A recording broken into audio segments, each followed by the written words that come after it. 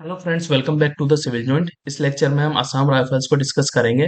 Assam rifle CAPF की एक force है, सेंट्रल आर्म पुलिस फोर्स, जिसमें 7 फोर्सेस होती है, उनमें से एक है।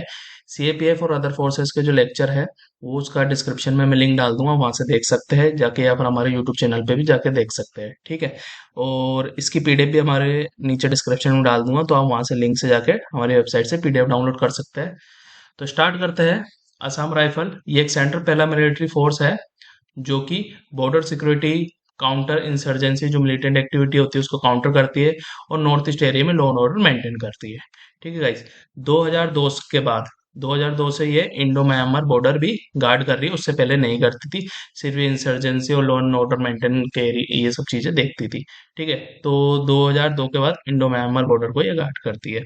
ये one among the central arm police force है। सीएपीएफ के अंदर जो 7 फोर्स होती है उनमें से एक है, और मिनिस्ट्री ऑफ होम अफेयर्स के अंडर में आती है। ठीक है। सातों की सातों force ministry of home affairs के कंट्रोल में आती है। पर इसमें एक चीज यूनिक है, इसमें इसका जो ऑपरेशनल कंट्रोल होता है वो इंडियन आर्मी के कंट्रोल में होता है। ठीक है। सारे के सारे जो ऑपरेशन होते हैं इंडियन आर्मी कंट्रोल करती है इसके। ये चीज इंपॉर्टेंट है, तो याद रखिएगा। एक चीज और इसमें जानने वाली है, इसका जो हेड होता है वो होता है लेफ्टिनेंट जनरल रैंक का एक आर्मी ऑफिसर होता है। ठीक है। अनलाइक अदर फोर्सेस, जिसका जो हेड होता है, जैसे सीआईएसएफ हुआ, बीएसएफ हुआ, जो हमने प्रीवियस लेक्चर में सबको डिस्कस किया है फोर्सेस को, उनका जो हेड होता है एक आईपीएस ऑफिसर होता है, director general of police rank का। ठीक है। पर असम राइफल में ऐसा नहीं होता। असम राइफल का जो हेड होता है वो लेफ्टिनेंट जनरल रैंक का ऑफिसर होता है इंडियन आर्मी का। ठीक है, ये एक इंपॉर्टेंट पॉइंट है। एक चीज और, जो असम राइफल का हेडक्वार्टर वो शिलोंग में है, अनलाइक अदर सीएपीएफ फोर्स जिनका हेडक्वार्टर दिल्ली में है। ठीक है। जो बीएसएफ है, एसएसबी है, ठीक है, सीआईएसएफ हो गई, सीआरपीएफ हो गई, ये सबका हेडक्वार्टर दिल्ली में है, पर असम राइफल का हेडक्वार्टर शिलोंग में है। अच्छा, इसको सेंटिनल और सेंटिनल्स ऑफ नॉर्थ ईस्ट या फिर friends of the hill people भी कहा जाता है, ये याद रखिएगा। ठीक है गाइस। अच्छा, इसकी हिस्ट्री देख लेते हैं। जो असम राइफल है ना, 1835 में स्टेब्लिश की गई थी, और इसका नाम था चचर लेवी। ठीक है। जो पोस्टर में मैंने फोटो लगाई है, ये चचर लेवी की पोस्टर है, जब स्टेब्लिश हुई थी उस टाइम पे। ठीक है, 1835 में, और ये इसका लोगो है। ठीक है, चचर लेवी कहते थे इसको, असम राइफल्स को। अच्छा, प्राइमरी जो पर्पस था इसका, जो ब्रिटिश के चाय के बागान होते थे उसको प्रोटेक्ट करना, और जो ब्रिटिश सेटलमेंट होते थे उनको प्रोटेक्ट करना, किसके अगेंस्ट, जो ट्राइबल राइट्स होती थी उसके अगेंस्ट। ठीक है। तो इसका ये प्राइमरी पर्पस था, इसलिए ये बनाई गई थी। टाइम के साथ क्या हुआ, धीरे धीरे जो असम राइफल ने जो रीजन था नॉर्थ ईस्ट को, उसको खोला, एडमिनिस्ट्रेशन और कॉमर्स बढ़ा उस एरिया में। और टाइम के साथ इसको right arm of the civil और left arm of the military कहा जाने लग गया। भाई, ये सिविल मतलब बीच में रहती थी, जिसमें सिविल को भी देखती थी, सिविल पब्लिक को भी देखती थी, और आर्मी की भी हेल्प करती थी, तो इसको right arm of the civil और left arm of the military कहा जाने लगा। टाइम के साथ इसका स्कोप इंक्रीज हुआ, जैसे जैसे ब्रिटिश राज जो नॉर्थ ईस्ट एरिया में बढ़ा, तो इसका भी स्कोप बढ़ता गया। और जो उस एरिया में इंसर्जेंसी होती थी, मिलिटेंट एक्टिविटी होती थी, उसके अगेंस्ट इसको यूज किया जाता था। टाइम के साथ इसके नाम बदलते गए। इसको 1883 में असम फ्रंटियर पुलिस नाम से जाने जाने लगा। फिर 1899 में असम मिलिट्री पुलिस। देन 1913 में east Bengal and Assam military police.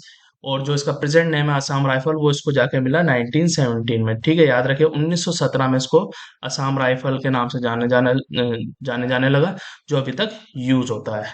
Present में भी असम राइफल ही यूज होता है।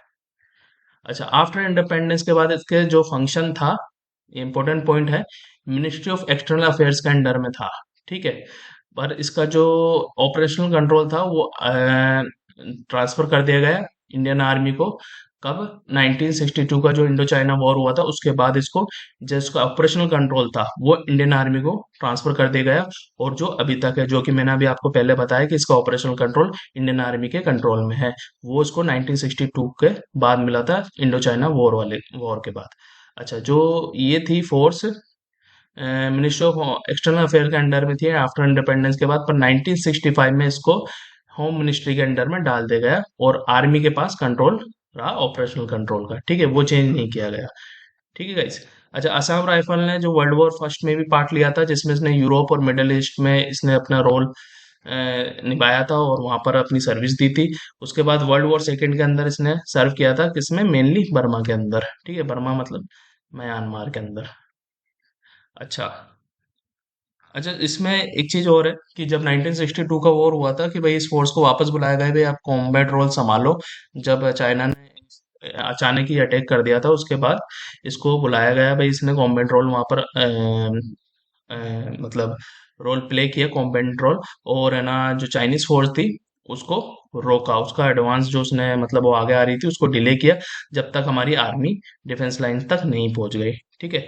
अच्छा, ऑपरेशन ऑपरेशन पवन हुआ था श्रीलंका में 1988 से और 1990 तक जो ऑपरेशन चला था, उसमें भी असम राइफल की 3 बटालियन भेजी गई थी। ठीक है, तो याद रखिएगा साउथ इंडिया में जाके मतलब श्रीलंका के अंदर भी इसकी फोर्सेस भेजी गई थी, क्योंकि इनकी कैपेबिलिटी को देखते हुए, इनकी जो स्किल्स थी काउंटर इंसर्जेंसी की बहुत अच्छी थी, इस वजह से इनको ऑपरेशन पवन में भी 3 बटालियन भेजी गई। अच्छा, इसके रोल्स देख लेते हैं। नॉर्मली जो अदर फोर्सेस के जो सीएपीएफ की फोर्स है उसी की तरह इसके रोल है, इंटरनल सिक्योरिटी प्रोवाइड कराना। ठीक है। और तो अंडर द कंट्रोल और आर्मी की, ऑब्वियसली जो आर्मी के कंट्रोल में है तो उसके थ्रू ये प्रोवाइड कराएगी। Counter insurgency, border security operation देखना, एड प्रोवाइड कराना सिविलियन को इमरजेंसी के टाइम में। ठीक है। Communication communication service, medical assistance और रिकंस्ट्रक्शन में और एग्रीकल्चर में हेल्प प्रोवाइड कराना, एजुकेशन प्रोवाइड कराना रिमोट एरिया में। ठीक है, ये सब चीजें करती है ये। अच्छा, in the time of war अगर इस जरूरत पड़ती है तो इनको कॉम्बैट फोर्स के लिए, मतलब वॉर फोर्स के लिए भी के तौर पे भी यूज किया जा सकता है, पिछले एरिया में मतलब कि पीछे के एरिया में इनको यूज किया जाता है। ठीक है। अच्छा, एक इंपॉर्टेंट पॉइंट है, ये आप देख लीजिए, ये आ सकता है क्वेश्चन। ए आर स्पर्श क्या है? ए आर स्पर्श मोबाइल फोन एप्लीकेशन है असम राइफल फोर्स की। ठीक है, इंपॉर्टेंट है तो आ सकता है सारे फैक्चुअल क्वेश्चन में कि ए आर स्पर्श, व्हाट इज ए आर स्पर्श?